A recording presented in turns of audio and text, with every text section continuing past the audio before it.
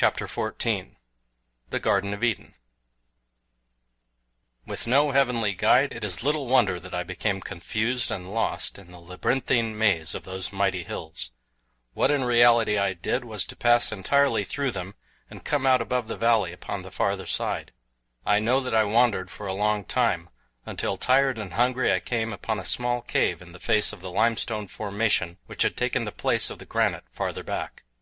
The cave which took my fancy lay halfway up the precipitous side of a lofty cliff. The way to it was such that I knew no extremely formidable beast could frequent it, nor was it large enough to make a comfortable habitat for any but the smaller mammals or reptiles. Yet it was with the utmost caution that I crawled within its dark interior. Here I found a rather large chamber, lighted by a narrow cleft in the rock above, which let the sunlight filter in sufficient quantities partially to dispel the utter darkness which I had expected. The cave was entirely empty, nor were there any signs of its having been recently occupied. The opening was comparatively small, so that after considerable effort I was able to lug up a boulder from the valley below which entirely blocked it. Then I returned again to the valley for an armful of grasses, and on this trip was fortunate enough to knock over an orthopi, the diminutive horse of Pellucidar, a little animal about the size of a fox terrier, which abounds in all parts of the inner world. Thus, with food and bedding, I returned to my lair, where after a meal of raw meat, to which I had now become quite accustomed, I dragged the boulder before the entrance and curled myself up upon a bed of grasses. A naked primeval caveman, as savagely primitive as my prehistoric progenitors. I awoke rested but hungry, and pushing the boulder aside, crawled out upon the little rocky shelf which was my front porch. Before me spread a small but beautiful valley, through the center of which a clear and sparkling river wound its way down to an inland sea, the blue waters of which were just visible between the two mountain ranges which embraced this little paradise. The sides of the opposite hills were green with verdure, for a great forest clothed them to the foot of the red and yellow and copper green of the towering crags which formed their summit. The valley itself was carpeted with a luxuriant grass, where here and there patches of wild flowers made great splashes of vivid color against the prevailing green. Dotted over the face of this valley were little clusters of palm-like trees, 3 or 4 together as a rule. Beneath these stood antelope, while others grazed in the open, or wandered gracefully to a nearby ford to drink. There were several species of this beautiful animal, the most magnificent somewhat resembling the giant eland of Africa, except that their spiral horns form a complete curve backward over their ears, and then forward again beneath them, ending in sharp and formidable points some 2 feet before the face and above the eyes. In size they remind one of a purebred Hereford bull, yet they are very agile and fast. The broad yellow bands that striped the dark roan of their coats made me take them for zebra when I first saw them. All in all, they are handsome animals, and added the finishing touch to the strange and lovely landscape that spread before my new home. I had determined to make the cave my headquarters, and with it as a base, make systematic exploration of the surrounding country in search of the land of Sari. First I devoured the remainder of the carcass of the orthopi I had killed before my last sleep. Then I hid the great secret in a deep niche at the back of my cave, rolled the boulder before my front door, and with bow, arrows, sword, and shield, scrambled down into the peaceful valley. The grazing herds moved to one side as I passed through them, the little orthopi evincing the greatest wariness and galloping to safest distances. All of the animals stopped feeding as I approached, and after moving to what they considered a safe distance, stood contemplating me with serious eyes and up-cocked ears. Once one of the old bull antelopes of the striped species lowered his head and bellowed angrily, even taking a few steps in my direction, so that I thought he meant to charge. But after I had passed, he resumed feeding as though nothing had disturbed him. Near the lower end of the valley I passed a number of tapirs, and across the river I saw a great sadok, the enormous double-horned progenitor of the modern rhinoceros.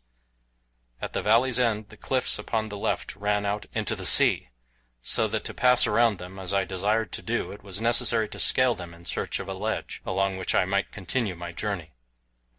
Some 50 feet from the base I came upon a projection which formed a natural path along the face of the cliff, and this I followed out over the sea toward the cliff's end. Here the ledge inclined rapidly upward toward the top of the cliffs, the stratum which formed it evidently having been forced up at this steep angle when the mountains behind it were born. As I climbed carefully up the ascent, my attention suddenly was attracted aloft by the sound of strange hissing, and what resembled the flapping of wings. And at the first glance there broke upon my horrified vision the most frightful thing I had seen, even within Pellucidar. It was a giant dragon such as is pictured in the legends and fairy tales of Earth folk. Its huge body must have measured 40 feet in length, while the bat-like wings that supported it in midair had a spread of fully 30. Its gaping jaws were armed with long, sharp teeth, and its claw equipped with horrible talons. The hissing noise which had first attracted my attention was issuing from its throat, and seemed to be directed at something beyond and below me which I could not see. The ledge upon which I stood terminated abruptly a few paces farther on, and as I reached the end I saw the cause of the reptile's agitation. Some time in past ages an earthquake had produced a fault at this point, so that beyond the spot where I stood the strata had slipped down a matter of 20 feet. The result was that the continuation of my ledge lay 20 feet below me, where it ended as abruptly as did the end upon which I stood. And here, evidently, halted in flight by this insurmountable break in the ledge, stood the object of the creature's attack, a girl cowering upon the narrow platform, her face buried in her arms, as though to shut out the sight of the frightful death which hovered just above her. The dragon was circling lower, and seemed about to dart in upon its prey. There was no time to be lost, scarce an instant in which to weigh the possible chances that I had against the awfully armed creature, but the sight of that frightened girl below me called out to all that was best in me, and the instinct for protection of the other sex, which nearly must have equaled the instinct of self-preservation in primeval man, drew me to the girl's side like an irresistible magnet. Almost thoughtless of the consequences, I leaped from the end of the ledge upon which I stood for the tiny shelf 20 feet below. At the same instant the dragon darted in toward the girl, but my sudden advent upon the scene must have startled him, for he veered to one side, and then rose above us once more. The noise I made as I landed beside her convinced the girl that the end had come, for she thought I was the dragon. But finally, when no cruel fangs closed upon her, she raised her eyes in astonishment. As they fell upon me, the expression that came into them would be difficult to describe. But her feelings could scarcely have been one whit more complicated than my own, for the wide eyes that looked into mine were those of Diane the Beautiful. "Diane!" I cried. "Diane, thank God that I came in time!" "You!" she whispered, and then she hid her face again, nor could I tell whether she were glad or angry that I had come. Once more the dragon was sweeping toward us, and so rapidly that I had no time to unsling my bow. All that I could do was to snatch up a rock and hurl it at the thing's hideous face. Again my aim was true, and with a hiss of pain and rage the reptile wheeled once more and soared away. Quickly I fitted an arrow now that I might be ready at the next attack, and as I did so I looked down at the girl, so that I surprised her in a surreptitious glance which she was stealing at me. But immediately she again covered her face with her hands. "Look at me, Diane," I pleaded. "Are you not glad to see me?" She looked straight into my eyes. "I hate you," she said, and then as I was about to beg for a fair hearing she pointed over my shoulder. "The Thipdar comes," she said, and I turned again to meet the reptile. So this was a Thipdar. I might have known it. The cruel bloodhound of the Mahars, the long extinct pterodactyl of the outer world. But this time I met it with a weapon it had never faced before. I had selected my longest arrow, and with all my strength I had bent the bow until the very tip of the shaft rested upon the thumb of my left hand, and then as the great creature darted toward us, I let drive straight for that tough breast. Hissing like the escape valve of a steam engine, the mighty creature fell turning and twisting into the sea below, my arrow buried completely in its carcass. I turned toward the girl. She was looking past me. It was evident that she had seen the Thipdar die. "Diane," I said, "won't you tell me that you are not sorry that I have found you?" "I hate you," was her only reply, but I imagined that there was less vehemence in it than before, yet it might have been but my imagination. "Why do you hate me, Diane?" I asked, but she did not answer me. "What are you doing here?" I asked, "and what has happened to you since Hooja freed you from the Sagoths?" At first I thought that she was going to ignore me entirely, but finally she thought better of it. "I was again running away from Jubal the Ugly One," she said. "After I escaped from the Sagoths I made my way alone back to my own land, but on account of Jubal I did not dare enter the villages or let any of my friends know that I had returned, for fear that Jubal might find out. By watching for a long time I found that my brother had not yet returned, and so I continued to live in a cave beside a valley which my race seldom frequents, awaiting the time that he should come back and free me from Jubal. But at last one of Jubal's hunters saw me as I was creeping toward my father's cave to see if my brother had yet returned, and he gave the alarm, and Jubal set out after me. He has been pursuing me across many lands. He cannot be far behind me now. When he comes he will kill you and carry me back to his cave. He is a terrible man. I have gone as far as I can go, and there is no escape." And she looked hopelessly up at the continuation of the ledge 20 feet above us. "But he shall not have me," she suddenly cried, with great vehemence. "The sea is there," she pointed over the edge of the cliff, "and the sea shall have me rather than Jubal." "But I have you now, Diane," I cried. "Nor shall Jubal, nor any other have you, for you are mine." And I seized her hand. Nor did I lift it above her head and let it fall in token of release. She had risen to her feet and was looking straight into my eyes with level gaze. "I do not believe you," she said, "for if you meant it, you would have done this when the others were present to witness it. Then I should truly have been your mate. Now there is no one to see you do it, for you know that without witnesses your act does not bind you to me." And she withdrew her hand from mine and turned away. I tried to convince her that I was sincere, but she simply couldn't forget the humiliation that I had put upon her on that other occasion. "If you mean all that you say, you will have ample chance to prove it," she said.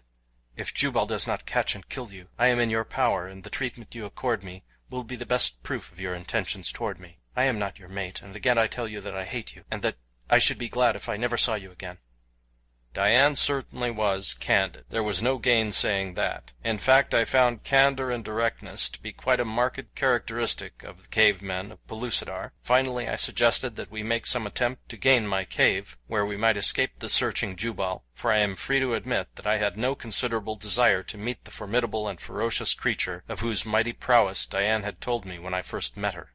He it was who, armed with a puny knife, had met and killed a cave bear in a hand-to-hand struggle. It was Jubal who could cast his spear entirely through the armored carcass of the Sadok at 50 paces. It was he who had crushed the skull of a charging Dirith with a single blow of his war club.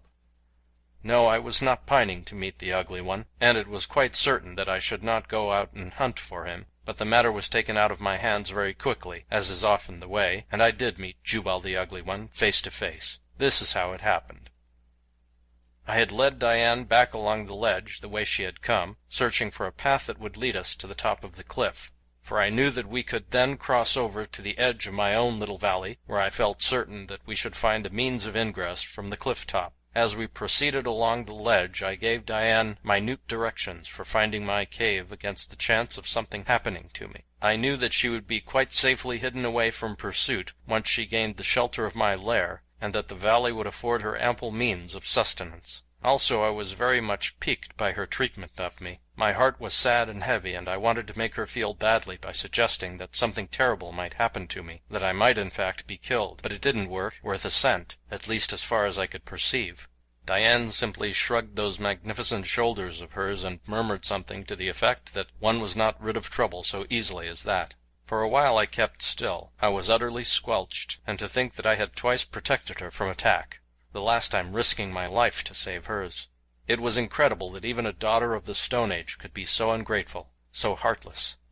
But maybe her heart partook of the qualities of her epoch. Presently we found a rift in the cliff, which had been widened and extended by the action of the water draining through it from the plateau above. It gave us a rather rough climb to the summit, but finally we stood upon the level mesa which stretched back for several miles to the mountain range. Behind us lay the broad inland sea, curving upward in the horizonless distance to merge into the blue of the sky, so that for all the world it looked as though the sea lapped back to arch completely over us and disappear beyond the distant mountains at our backs. The weird and uncanny aspect of the seascapes of Pellucidar bulk description. At our right lay a dense forest, but to the left the country was open and clear to the plateau's farther verge. It was in this direction that our way led, and we had turned to resume our journey when Diane touched my arm. I turned to her, thinking that she was about to make peace overtures, but I was mistaken. "Jubal," she said, and nodded toward the forest. I looked, and there, emerging from the dense wood, came a perfect whale of a man. He must have been 7 feet tall, and proportioned accordingly. He still was too far off to distinguish his features. "Run," I said to Diane. "I can engage him until you get a good start. Maybe we can hold him until you have gotten entirely away." And then, without a backward glance, I advanced to meet the Ugly One. I had hoped that Diane would have a kind word to say to me before she went, for she must have known that I was going to my death for her sake. But she never even so much as bid me good-bye, and it was with a heavy heart that I strode through the flower-bespangled grass to my doom. When I had come close enough to Jubal to distinguish his features I understood how it was that he had earned the sobriquet of Ugly One. Apparently some fearful beast had ripped away one entire side of his face. The eye was gone, the nose, and all the flesh, so that his jaws and all his teeth were exposed and grinning through the horrible scar. Formerly he may have been as good to look upon as the others of his handsome race, and it may be that the terrible result of this encounter had tended to sour an already strong and brutal character.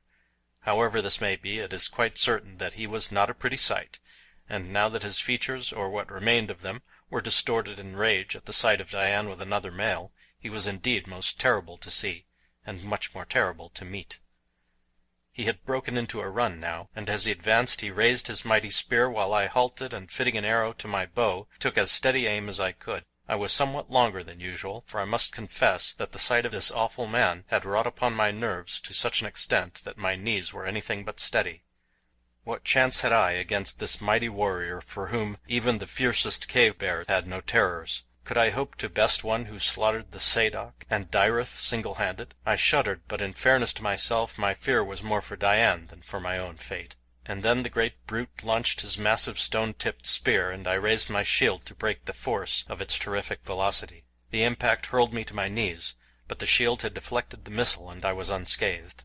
Jubal was rushing upon me now with the only remaining weapon that he carried, a murderous-looking knife. He was too close for a careful bow shot, but I let drive at him as he came, without taking aim. My arrow pierced the fleshy part of his thigh, inflicting a painful but not disabling wound, and then he was upon me. My agility saved me for the instant. I ducked behind his raised arm, and when he wheeled to come at me again he found a sword's point in his face, and a moment later he felt an inch or two of it in the muscles of his knife arm, so that thereafter he went more warily. It was a duel of strategy now, the great hairy man maneuvering to get inside my guard, where he could bring those giant thews to play, while my wits were directed to the task of keeping him at arm's length. Thrice he rushed me, and thrice I caught his knife blow upon my shield. Each time my sword found his body, once penetrating to his lung. He was covered with blood by this time, and the internal hemorrhage induced paroxysms of coughing that brought the red stream through the hideous mouth and nose, covering his face and breast with bloody froth. He was a most unlovely spectacle, but he was far from dead. As the duel continued I began to gain confidence, for, to be perfectly candid, I had not expected to survive the first rush of that monstrous engine of ungoverned rage and hatred. And I think that Jubal, from utter contempt of me, began to change to a feeling of respect, and then in his primitive mind there evidently loomed the thought that perhaps at last he had met his master and was facing his end. At any rate, it is only upon this hypothesis that I can account for his next act, which was in the nature of a last resort, a sort of forlorn hope, which could only have been born of the belief that if he did not kill me quickly, I should kill him. It happened on the occasion of his fourth charge, when instead of striking at me with his knife, he dropped that weapon, and seizing my sword blade in both his hands, wrenched the weapon from my grasp as easily as from a babe. Flinging it far to one side, he stood motionless for just an instant, glaring into my face with such a horrid leer of malignant triumph as to almost unnerve me. Then he sprang for me with his bare hands. But it was Jubal's day to learn new methods of warfare. For the first time he had seen a bow and arrows. Never before that duel had he beheld a sword, and now he learned what a man who knows may do with his bare fists.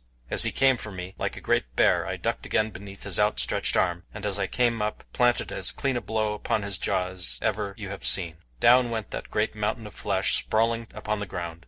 He was so surprised and dazed that he lay there for several seconds before he made any attempt to rise, and I stood over him with another dose ready when he should gain his knees. Up he came at last, almost roaring in his rage and mortification, but he didn't stay up.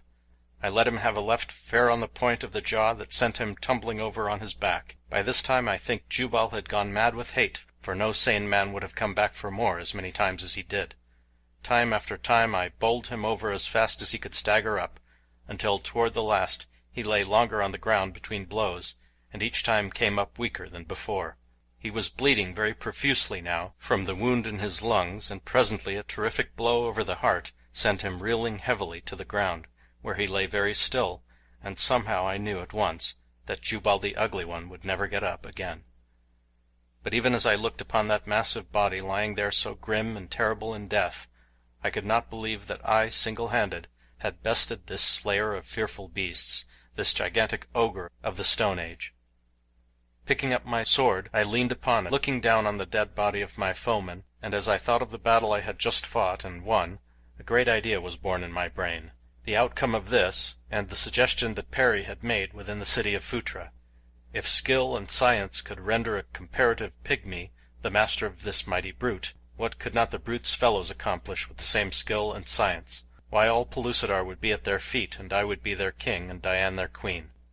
Diane. A little wave of doubt swept over me. It was quite within the possibilities of Diane to look down upon me even were I king. She was quite the most superior person I had ever met, with the most convincing way of letting you know that she was superior. Well, I could go up to the cave and tell her that I had killed Jubal, and then she might feel more kindly toward me, since I had freed her of her tormentor. I hoped that she had found the cave easily. It would be terrible had I lost her again, and I turned to gather up my shield and bow to hurry after her, when to my astonishment I found her standing not 10 paces behind me. "Girl," I cried, "what are you doing here? I thought that you had gone to the cave as I told you to do." Up went her head, and the look that she gave me took all the majesty out of me, and left me feeling more like the palace janitor, if palaces have janitors. "As you told me to do," she cried, stamping her little foot. "I do as I please. I am the daughter of a king, and furthermore, I hate you." I was dumbfounded. This was my thanks for saving her from Jubal. I turned and looked at the corpse. "Maybe that I saved you from a worse fate, old man," I said, but I guess it was lost on Diane, for she never seemed to notice it at all. "Let us go to my cave," I said. "I am tired and hungry." She followed along a pace behind me, neither of us speaking. I was too angry, and she evidently didn't care to converse with the lower orders. I was mad all the way through, as I had certainly felt that at least a word of thanks should have rewarded me, for I knew that even by her own standards I must have done a very wonderful thing to have killed the redoubtable Jubal in a hand-to-hand encounter. We had no difficulty in finding my lair, and then I went down into the valley and bowled over a small antelope, which I dragged up the steep ascent to the ledge before the door. Here we ate in silence. Occasionally I glanced at her, thinking that the sight of her tearing at raw flesh with her hands and teeth like some wild animal would cause a revulsion of my sentiments toward her, but to my surprise I found that she ate quite as daintily as the most civilized woman of my acquaintance, and I finally found myself gazing in foolish rapture at the beauties of her strong white teeth. Such is love. After our repast we went down to the river together and bathed our hands and faces, and then after drinking our fill went back to the cave. Without a word I crawled into the farthest corner, and, curling up, was soon asleep. When I awoke I found Diane sitting in the doorway looking out across the valley. As I came out she moved to one side to let me pass, but she had no word for me. I wanted to hate her, but I couldn't. Every time I looked at her something came up in my throat, so that I nearly choked. I had never been in love before, but I did not need any aid in diagnosing my case. I certainly had it, and had it bad. God, how I loved that beautiful, disdainful, tantalizing, prehistoric girl. After we had eaten again, I asked Diane if she intended returning to her tribe now that Jubal was dead, but she shook her head sadly, and said that she did not dare, for there was still Jubal's brother to be considered, his oldest brother. "What has he to do with it?" I asked. "Does he too want you, or has the option on you become a family heirloom, to be passed down from generation to generation?" She was not quite sure as to what I meant. "It is probable," she said, "that they all will want revenge for the death of Jubal. There are 7 of them, 7 terrible men. Someone may have to kill them all if I am to return to my people." It began to look as though I had assumed a contract much too large for me, about 7 sizes in fact. Had Jubal any cousins? I asked. It was just as well to know the worst at once. "Yes," replied Diane, "but they don't count. They all have mates. Jubal's brothers have no mates because Jubal could get none for himself. He was so ugly that women ran away from him. Some have even thrown themselves from the cliffs of Amoz into the Dar el Az rather than mate with the ugly one." "But what had that to do with his brothers?" I asked. "I forget that you are not of Pellucidar," said Diane, with a look of pity mixed with contempt, and the contempt seemed to be laid on a little thicker than the circumstance warranted, as though to make quite certain that I shouldn't overlook it. "You see," she continued, "a younger brother may not take a mate until all his older brothers have done so, unless the older brother waives his prerogative, which Jubal would not do, knowing that as long as he kept them single, they would be all the keener in aiding him to secure a mate." Noticing that Diane was becoming more communicative, I began to entertain hopes that she might be warming up toward me a bit, although upon what slender thread I hung my hopes I soon discovered. "As you dare not return to Amoz," I ventured, "what is to become of you, since you cannot be happy here with me, hating me as you do?" "I shall have to put up with you," she replied coldly, "until you see fit to go elsewhere and leave me in peace. Then I shall get along very well alone." I looked at her in utter amazement. It seemed incredible that even a prehistoric woman could be so cold and heartless and ungrateful. Then I arose. "I shall leave you now," I said haughtily. "I have had quite enough of your ingratitude and your insults." And then I turned and strode majestically down toward the valley. I had taken 100 steps in absolute silence, and then Diane spoke. "I hate you!" she shouted, and her voice broke in rage, I thought. I was absolutely miserable, but I hadn't gone too far when I began to realize that I couldn't leave her alone there without protection, to hunt her own food amid the dangers of that savage world. She might hate me and revile me, and heap indignity after indignity upon me, as she already had, until I should have hated her, but the pitiful fact remained that I loved her, and I couldn't leave her there alone. The more I thought about it, the madder I got, so that by the time I reached the valley I was furious, and the result of it was that I turned right around and went up that cliff again as fast as I had come down. I saw that Diane had left the ledge and gone within the cave, but I bolted right in after her. She was lying upon her face on the pile of grasses I had gathered for her bed. When she heard me enter, she sprang to her feet like a tigress. "I hate you!" she cried. Coming from the brilliant light of the noonday sun into the semi-darkness of the cave I could not see her features, and I was rather glad, for I disliked to think of the hate that I should have read there. I never said a word to her at first. I just strode across the cave and grasped her by the wrists, and when she struggled I put my arm around her so as to pinion her hands to her sides. She fought like a tigress, but I took my free hand and pushed her head back. I imagined that I had suddenly turned brute, that I had gone back 1,000 million years and was again a veritable caveman taking my mate by force, and then I kissed that beautiful mouth again and again. "Diane," I cried, shaking her roughly, "I love you. Can't you understand that I love you? That I love you better than all else in this world or my own? That I am going to have you? That love like mine cannot be denied?"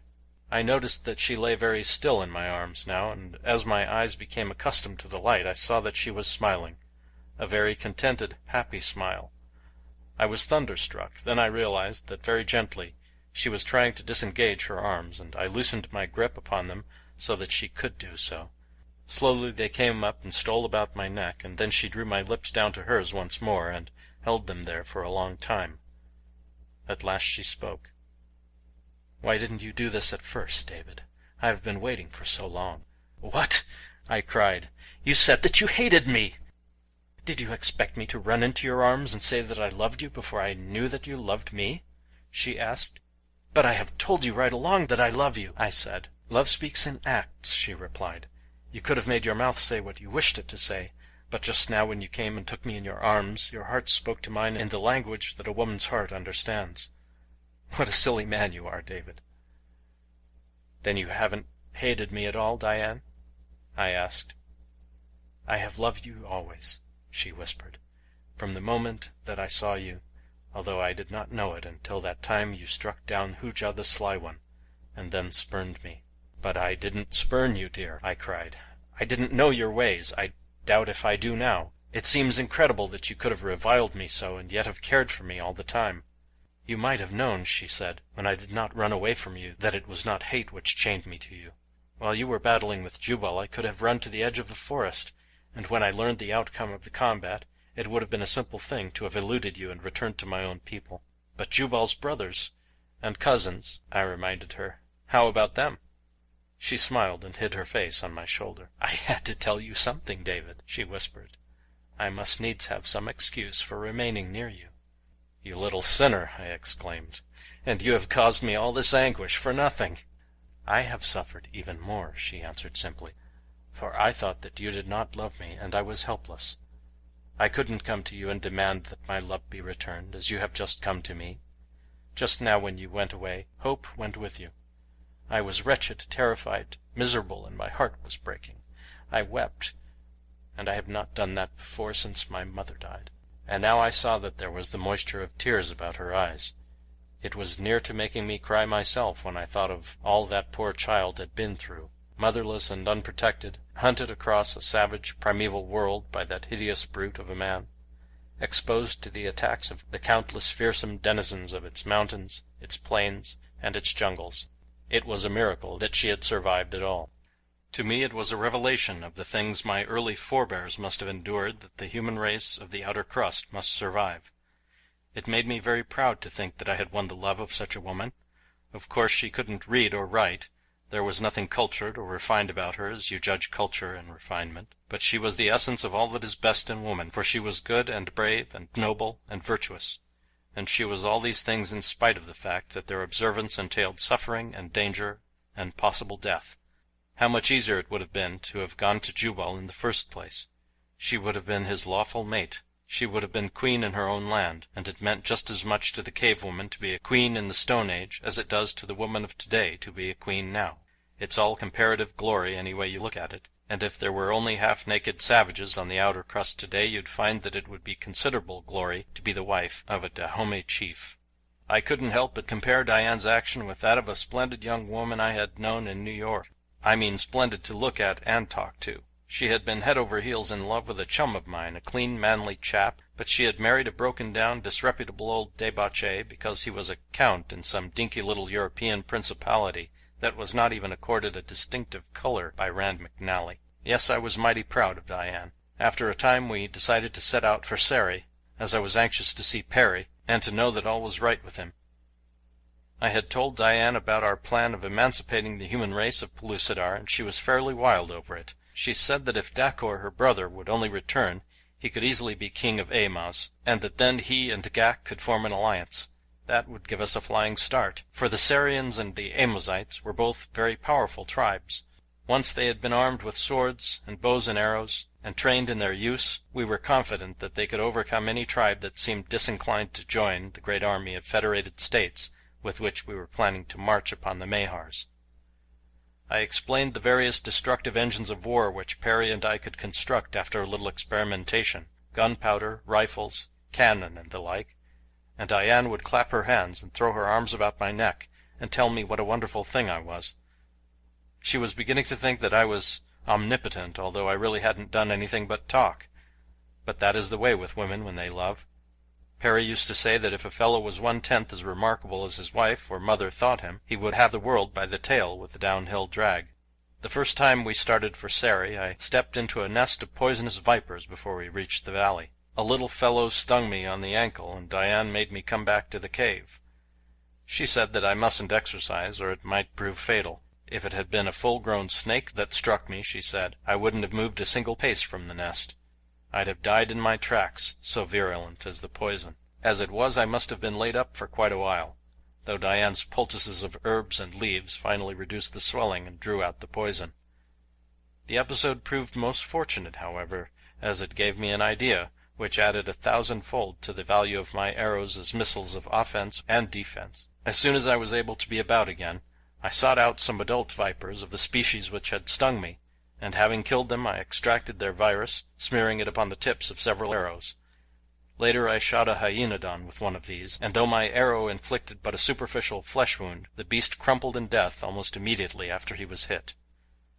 We now set out once more for the land of the Sarians, and it was with feelings of sincere regret that we bade goodbye to our beautiful Garden of Eden, in the comparative peace and harmony of which we had lived the happiest moments of our lives.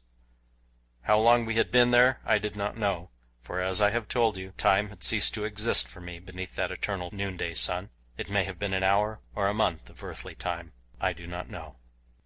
End of chapter 14.